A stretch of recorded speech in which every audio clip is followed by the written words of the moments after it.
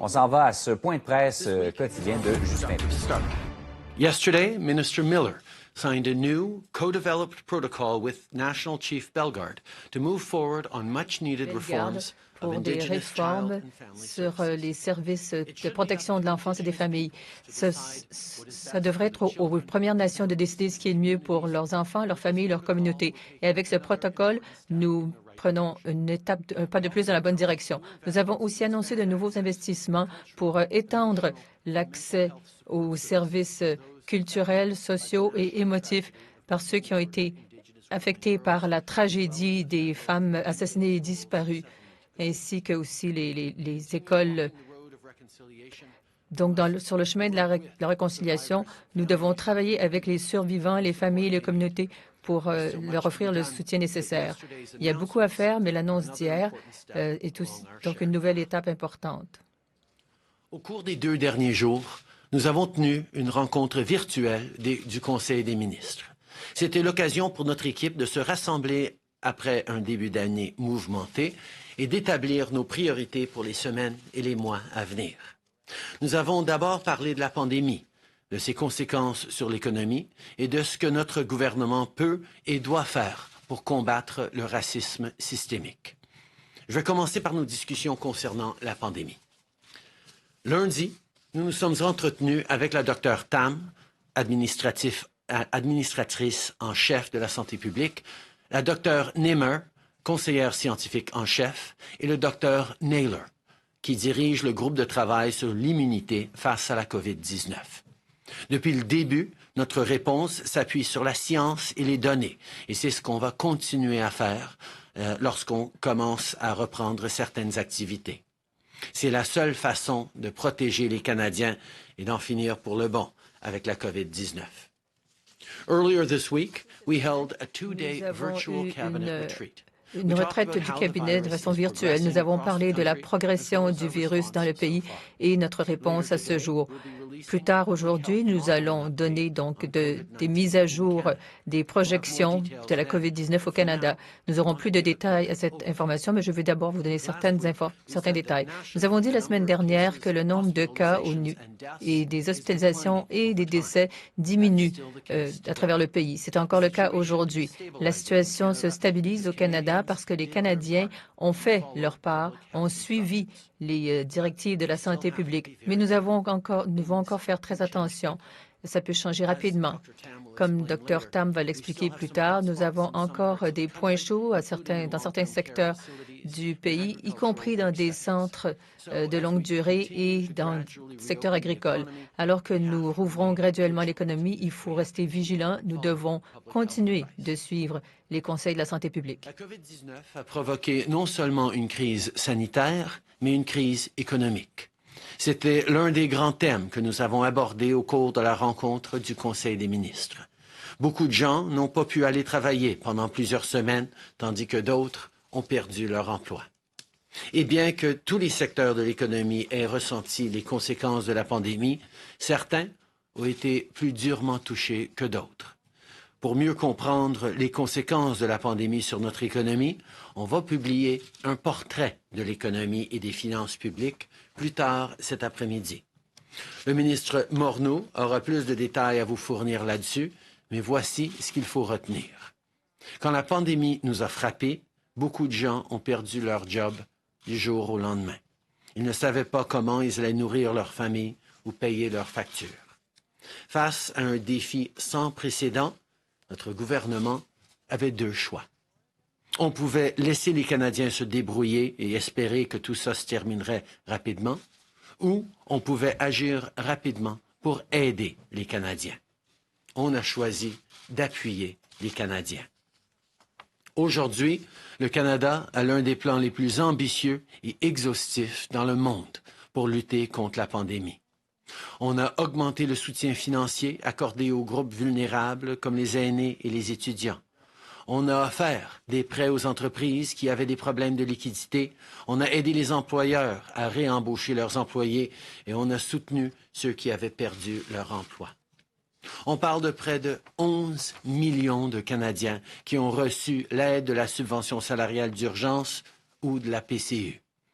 Notre gouvernement à dépenser pour pouvoir empêcher que les Canadiens aient trop à s'endetter. On a pu faire ça parce que le Canada est entré dans cette crise sur une base solide, avec un ratio de la dette nette nationale par rapport au PIB considérablement plus bas que les autres pays du G7. Notre gouvernement était en bonne position pour venir en aide aux Canadiens et jeter les bases qui vont permettre à notre économie de rebondir. 4 mois plus tard, on a ralenti la propagation du virus et on est maintenant au stade où on peut voir certains secteurs de l'économie rouvrir. Et avec des taux d'intérêt historiquement bas, le coût d'emprunt demeure bas et donc notre gouvernement va continuer d'investir dans les Canadiens et dans notre économie. C'est clair que la relance présente plusieurs défis. Certains secteurs vont rebondir plus rapidement que d'autres. Certaines personnes vont être capables de trouver un nouvel emploi rapidement, mais ça va prendre plus de temps pour d'autres. Alors, au moment où on passe au stade de la relance, les Canadiens peuvent compter sur nous de toujours être à leur côté. To better understand the impacts of Comprendre les impacts de COVID-19 la on our COVID-19 economy, sur notre we will be économie, releasing nous a allons fiscal and présenter economic un snapshot portrait this afternoon. fiscal et économique cet Ministre après-midi. Morneau will have more to say Ministre on this Morneau later en aura today. plus à dire à ce For now, sujet, I want to talk mais about je veux the quand même impact of donner certains points saillants. Lorsque la pandémie nous a d'abord frappés, beaucoup de personnes ont perdu leur emploi du jour au lendemain. Ils ne savaient pas comment ils allaient nourrir leur famille ou payer les factures. Face à ce défi sans précédent, notre gouvernement avait deux options. Nous pouvions simplement attendre que les Canadiens se débrouillent par eux-mêmes en espérant que ça passe vite, ou nous pouvions rapidement et de façon importante offrir de l'aide aux Canadiens. Nous avons choisi de soutenir les Canadiens. Lorsque nous avons mesuré les coûts pour aider les Canadiens, nous ne devons pas oublier que les coûts, si nous n'avions rien fait, auraient été beaucoup plus importants sur notre santé et notre économie. Ça n'a pas été un moment pour essayer de serrer la ceinture ou pour l'austérité. En offrant un pont aux Canadiens à travers cette crise, nous pouvons et nous allons bâtir un Canada plus fort et plus résilient. Aujourd'hui, le Canada a un des plans les plus ambitieux et exhaustifs pour contrer les impacts économiques de cette pandémie. Nous avons soutenu les groupes vulnérables, les aînés, les étudiants. Nous avons donné des aides, des prêts aux entreprises. Nous avons aussi aidé les employeurs à garder leur emploi et nous avons soutenu les gens qui avaient perdu leur emploi. En fait, 11 millions de Canadiens ont été soutenus, soit par l'aide salariale ou la PCU. Notre gouvernement a choisi d'avoir des dettes afin d'éviter que les Canadiens le fassent eux-mêmes. Nous pouvions le faire parce que le Canada a commencé cette crise de façon solide avec le ratio de la dette le plus bas du G7. Notre gouvernement était en bonne position pour aider les Canadiens et aussi donc pour permettre à l'économie de rebondir. 4 mois plus tard, nous avons ralenti la progression du virus de façon importante et nous voyons des secteurs de l'économie rouvrir. Et donc aussi des taux d'intérêt qui sont historiquement bas font en fait que nous pouvons continuer d'aider les Canadiens et l'économie. Le chemin vers la reprise ne seront pas égaux. Certains secteurs vont rebondir rapidement, des gens vont trouver de l'emploi rapidement, mais d'autres, non, pas tout de suite. Alors que nous allons dans cette phase de réouverture, les Canadiens peuvent compter sur nous, nous serons toujours avec eux. Au cours des 2 derniers jours, notre équipe a aussi parlé de ce que le Canada pouvait faire pour combattre le racisme et construire un Canada plus inclusif. Les préjugés, la discrimination, la violence sont effectivement vécus tous les jours par trop de Canadiens. Et c'est le résultat de systèmes qui sont trop souvent, qui normalisent et perpétuent les inégalités et les injustices contre les personnes racisées. Notre gouvernement s'est engagé à travailler avec les communautés racisées, les Autochtones, afin donc de faire face au racisme systémique. Au cours des 5 dernières années, nous avons aidé des services de santé mentale pour les jeunes noirs et aussi accru les services pour les communautés autochtones. Nous avons aussi une stratégie anti-racisme pour changer les façons dont nous faisons les choses et pour briser les barrières. Nous avons fait des progrès, mais c'est loin d'être suffisant. Donc, le cabinet a mis de l'avant un plan de travail pour les mois d'été. Notre objectif, c'est d'avoir des politiques fortes pour aider à éliminer les barrières auxquelles font face les Autochtones, les personnes racisées et les personnes handicapées.